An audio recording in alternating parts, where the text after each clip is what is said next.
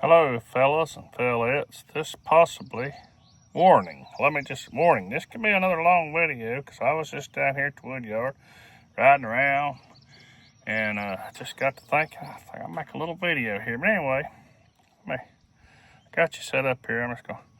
Right there is a 1999 865 New Holland skid steer loader, and the reason I showed you that is I'm just gonna make a point about equipment and what it can do for you and what it will do for you and the profits that can be made in life.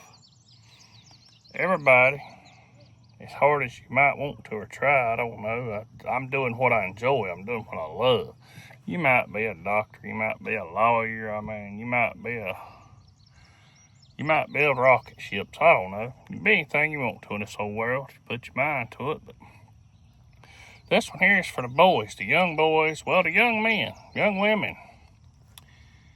If you're a bit of a rebel, like I've always been, and you're just not really cut out working in a cubicle or an office, or for the other man or woman, if you just, I'm a good person deep. Got a good soul, got a good heart. I don't play well with others sometimes. That's why I've had to work for myself for so long. But anyway, that machine back here behind me, like I said, it's a New Holland skid steer loader, a 1999 model. That's old. That's getting old. Still making my money. Point to that is, if you're young, you're starting out, don't cowboy your equipment. If you're going to buy you a tractor, a log skidder, bulldozer, dump truck, road tractor, it don't matter what it is, check the fluids, the vital fluids. Mainly coolant and engine oil, and depending on what units they are, you check your hydraulic oil. But my point to this is, check your vital fluids daily. Fuel will take care of itself. It's bad to run something out of fuel, but it's not a catastrophic failure. All the other ones I mentioned will be. But anyway, it's hard for me doing these longer videos with my ADHD because I'm like a squirrel in a pecan orchard. Anyway, get back to my story here.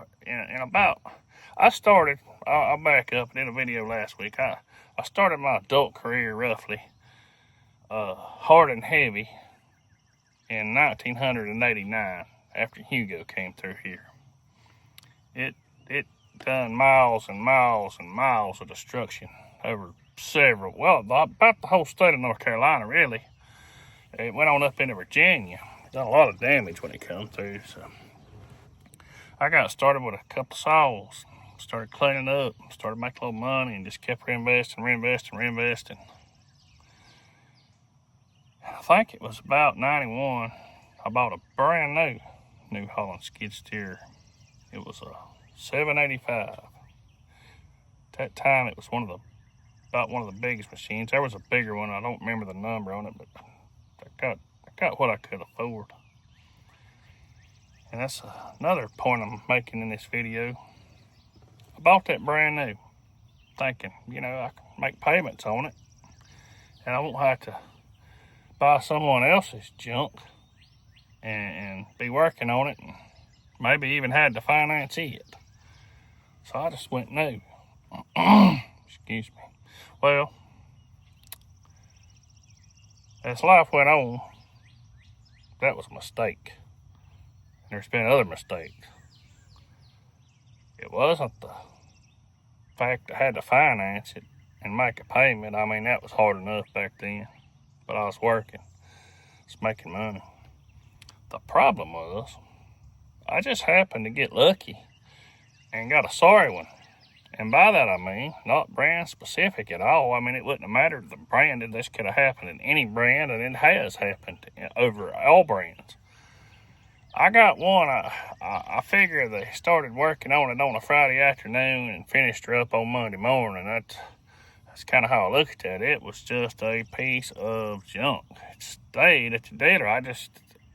If I could get it on a trailer and get it to them for warranty, I would. If not, they'd have to come out with a rollback. It had a few catastrophic failures very, very, very early into its life. And I was not abusing that machine in any way. I was just using it. No abuse. I wasn't cowboying it. I was just using it for what it was intended to use for. So, I'm not telling you guys don't rush out and buy new stuff. There's a lot of stuff brand new that's good, but after that and a few more brand new purchases, I decided that I'm going to start looking into used equipment. A few years on it. It's been tested. Don't just buy the first one you come across. Do a little research. See where it come from if you can. See who had it and what they did with it. You can buy some really good deals. Well, used to. This is 2025. I can't speak about right now today, but I think you still can if you do some really good research and really pay attention. Don't just snatch up something because you think you need it. Do a little research. I don't care if it's a bucket truck, a skidder, a bulldozer, a cement mixer, a wood splitter. It don't matter. Just check it out. Make sure you're getting at least what you think you're getting, not someone else's junk.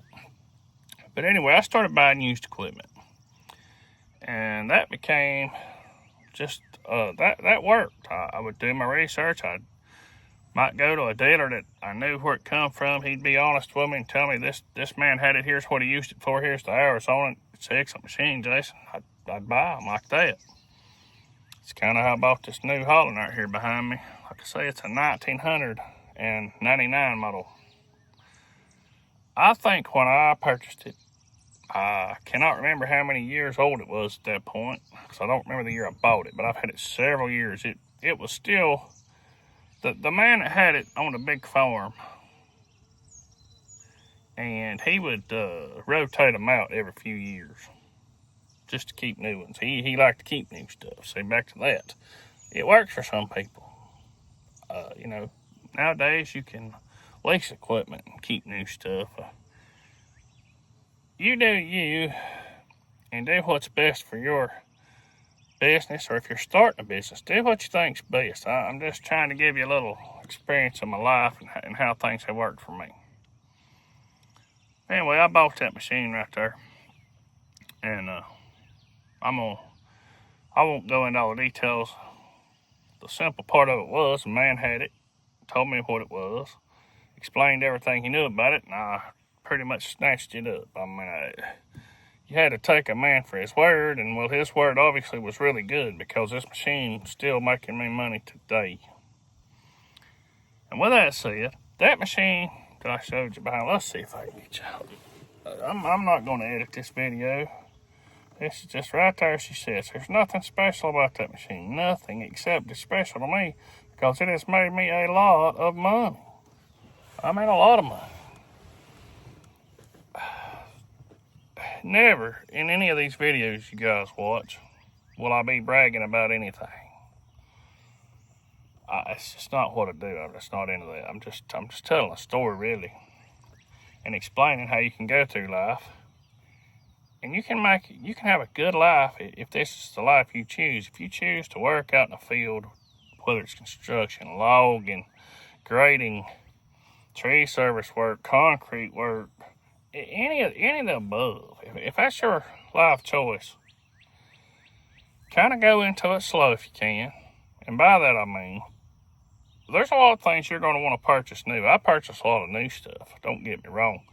I just don't purchase brand new big ticket items, because it just has not worked out for me personally. I'd rather get something used. It's a decent machine, it's a decent price, and most generally, back to what I said earlier, if you keep the vital fluids checked, and vital fluids being engine oil, engine coolant, and like I said, for various machines, the hydraulic oil is very important. Now, with that said, almost every machine that takes those is going to need grease.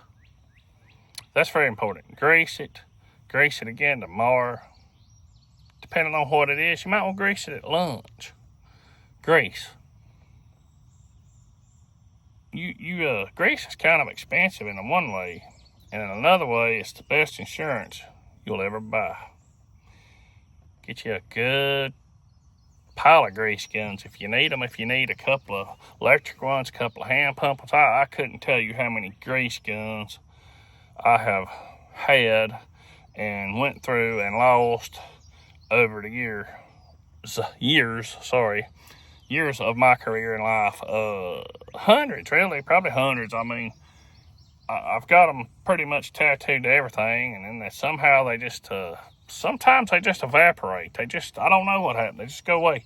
Nobody knows what happened to them. You ask this person, I don't know. It just evaporated, I guess. I mean, I don't get it. But anyway, grease your machines. I don't care what they are. Grease them. Grease, grease, grease. I'm going to say it again. Grease.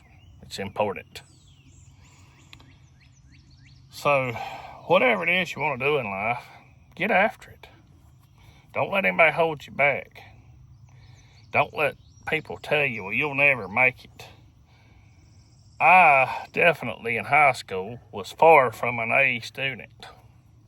A lot of what they were teaching us was, for lack of better words, BS. I mean, we won't get into that really, but I mean, it was a lot of BS went on in the public schools back in my day. It really did, and I wasn't real interested in it. So I struggled in high school, and I had some teachers tell me I'd never amount to nothing, wouldn't make it. And I just snicker because I'm thinking to myself, you don't really know my background. I mean, you're in the same county I'm in. You know what goes on in this county. We farm, we log, we do all kind of stuff here. And I just would always snicker when a teacher would tell me, well, just get me down the road over it. Jason, you ain't going to make it very far in life. You're going to fail at this and you're going to fail at that. Well, let me tell you something. I failed at a lot of things. And if you venture out on your own, you're gonna have some failures too. Don't let them get in your way. Just push them to the side and get on that next train to the next adventure, because it's gonna happen. Don't let your failures slow you down. You're gonna fail, but as a whole was what they were talking about. I'd just be a failure in life. I'd never amount to nothing. Well, I really hadn't amounted to a whole lot. Got a lot of good friends, got a lot of good family, and like I said in another video, I'm starting to give back. Well, I have been giving back. I'm not starting. I've been doing it for years. Like I said in another video, I think I posted it last week. I'm sitting in my wood yard right now, and you can't see it because I'm not going to try to spin this phone around. I'm mentally challenged at this video stuff, so I'm doing the best I can. But anyway, through the years, the elderly that needed firewood, I just take it to them, split in small pieces where they could handle it. And I don't mean junk wood. I mean some of the best wood I had. It didn't matter. They needed it. I had it, and I could help them with it. And that's what I did. And I'll continue to do so. But as I'm rambling on, I just wanted to say, it's another beautiful day out here in the Yadkin Valley. I don't know, see how these videos do, me just talking to a camera out of the blue, definitely unrehearsed. ADHD wouldn't let me rehearse it if I tried. I can't really think that far ahead sometimes. But I might do a series on these things if we do all right. Just sit and talk to this camera right here and put it out for the world to see. All 17 of you. Got to start somewhere. But anyway, like I said, it's a beautiful day here in the Yadkin Valley. I probably could not take a slingshot. I'm sure everybody watching knows what a slingshot is. You know, a device you hold in your hand, got rubber bands on it, and you put an object in it, and you send that object flying. I most likely couldn't hit the river from where I'm sitting. But it's just right over the hill over yonder. I mean, it's might go to the river today. None of my land joins the river, actually, but I've got a piece that goes right down there next to it. And I've got several neighbors behind me down here that I can go to the river anytime I want. I can fish, swim, just whatever. They invite me. I kind of look after. We call it the campground. It's really not a campground at all, but that's what we call it. We named it that years ago because everybody just set campers up down there, so we call it the campground. But good people down below me. But anyway, and no, they won't be buying. I'm gonna put up a roadside stand. A few of you have talked me into that on here. Definitely have talked me into that. And I'm rural out here. It's so very rural. It's God's country. It's beautiful. But I'm gonna try that roadside stand and see how it does. Won't have a lot of money tied up in it at all. But it's gonna be just a simple loose stack. Couple of IBC totes full of some just camp wood probably, and some bag wood. I'll put some bags, just see how it does out here in the middle of nowhere. Hey, some days out here, guys, they have to pump in sunshine. If you can see in the background, the beautiful trees behind me, there's plenty of sunshine out here today. But it's pumped in. We're so far out. A few of you guys watching this that made it out here to my firewood fellowship that Brett from Foothills Firewood and I did. And I have to always include him in that because I got to know him through YouTube here. Got to know him pretty well. And I was talking about wanting to do it. And he said, well, you got the place, let's do it. So he was a big part of that, helping me get people here and just helping me with the day. And his splitter was here. We had a big time. But for the ones of you that's been here to this wood yard, you know it's nice out here, but you really hadn't got to see. I'd love to about take each and every one of you on a tour of about a 10-mile radius up and down this river. I mean, it's just beautiful out here. I know I can't really do that. Might do that on camera one day somehow. You wouldn't really get the greatest view of it, mental picture of what's really there, but I might just set you up somehow, get a better camera, and take a tour around this place with a couple of cameras running. Edit that in. Maybe I'll get there one day. I think a lot of you might enjoy that, actually. But it's beautiful country out here where I live, and I'm blessed. I'm gonna say that. I'm not real religious. Let's talk about that a second. I believe in a higher power. I'm not super religious. And by religious, and I don't want to ruffle any feathers here. That's not what I'm trying to do at all. I hope I don't. There's so much different religion, and we have freedom of religion, and I want yours to be free, and I want you to keep it, whatever you believe in. So I'm not trying to ruffle any feathers here. I'm just personally not very religious, but I'm blessed in so many ways. Like I say, I grew up right here in the Yadkin Valley, born in 1971. Grew up rough and tough, farming, logging, wasn't an easy life. I mean, at the time, I really didn't know it was hard, because it's all we knew. We ate good, we had good loving family. Never really went without. And like I say, it's beautiful out here. Sorry I got distracted. My neighbor's over here, but you can't see him. He's over here on his Massey Ferguson 165 and a little old trailer, and he's putting a bunch of brush down in one of my valleys over here. And you know, he's got valleys. He could put that brush in, but I got one right there between me and him. And it's where I put stuff, so he's welcome to use it. I mean, it makes it easier for him, and I just go down there with the tractor and shove her back down in the valley. Several hundred loads of just brush and stumps off of jobs that's been pushed in that little valley, and you can't even tell it really. There's some valleys out here, and once again, I know I'm rambling on.